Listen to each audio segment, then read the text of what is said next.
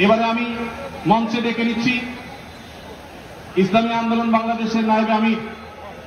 মুফতি ফয়জুল করিম হাফিজাহুল্লাহকে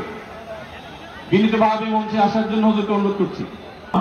আজকের এই জনসভায় বাংলাদেশের সব ধর্মের শীর্ষ সম্মেলন যারা এসেছেন আমাদের সকলে আজকের এই সমাবেশ আমরা আপনারা